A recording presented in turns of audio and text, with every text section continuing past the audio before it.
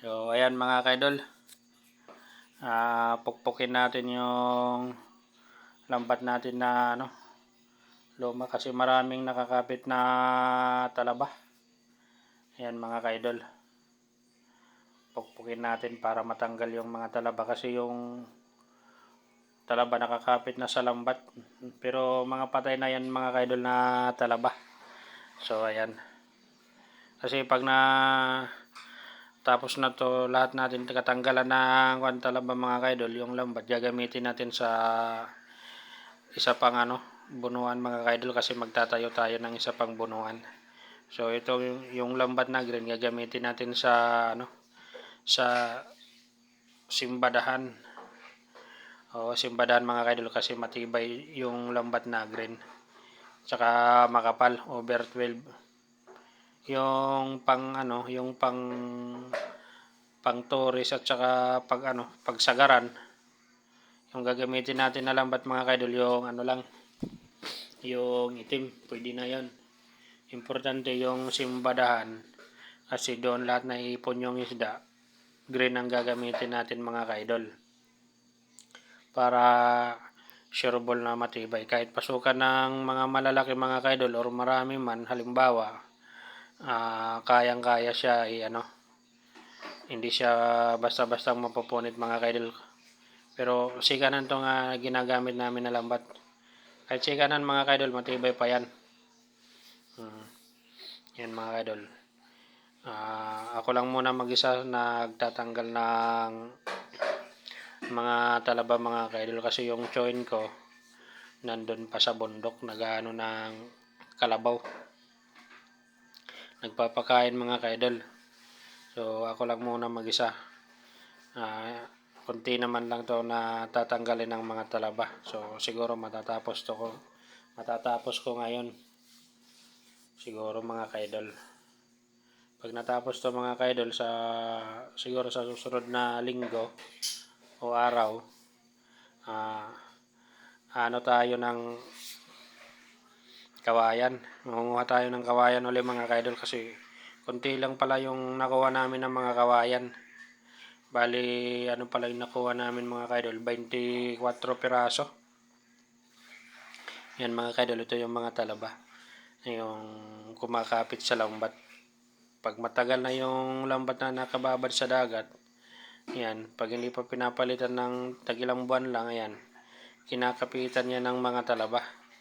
Kaya tagdalawa, 3 buwan, tinatanggal na yan mga kaidol, papalitan para hindi dumami yung talaba na kumakapit sa lambat. Kasi pag marami na mga kaidol, mahirap na tanggalin, tsaka yung lambat na pupunit sa katulad nito, pinupukpok ko kahit kahoy lang, napupunitan pa rin yan mga kaidol.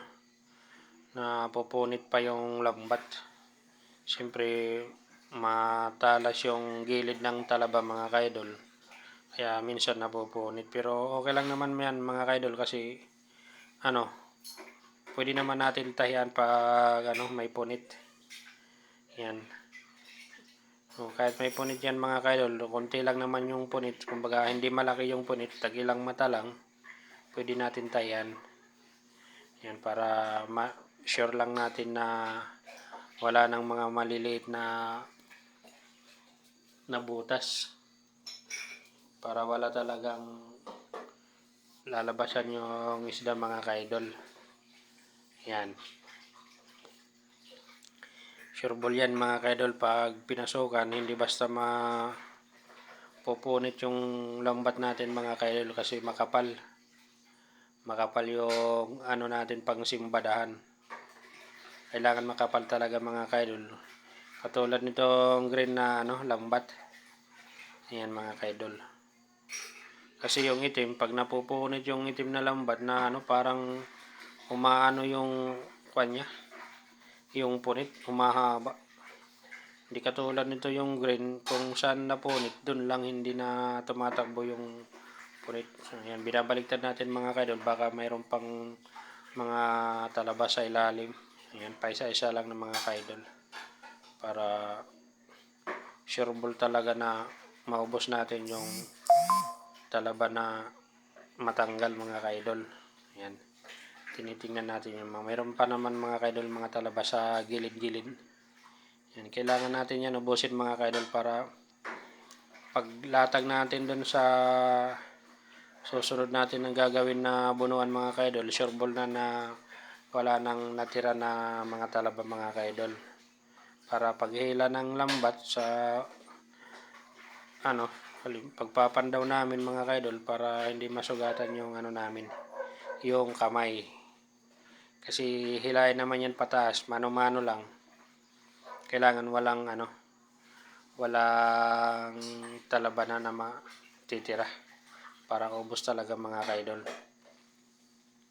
Yan. Kasi yung gagamitin namin na simbada ito yung green. Pang Torres yung green na lang yung itim na lambat mga kaidol yung gagamitin namin sa Torres. Importante yung simbadahan green. Kasi siya mga kaidol, matibay. Matibay talaga itong green na lambat. Yan mga kaidol. Dinadahan-dahan lang natin mga kaidol kasi medyo mainit. So ayan mga kaidol. Hanggang dito na lang tayo mga kaidol. Thank you for watching mga kaidol kasi may gagawin pa akong iba mga kaidol. Bye-bye.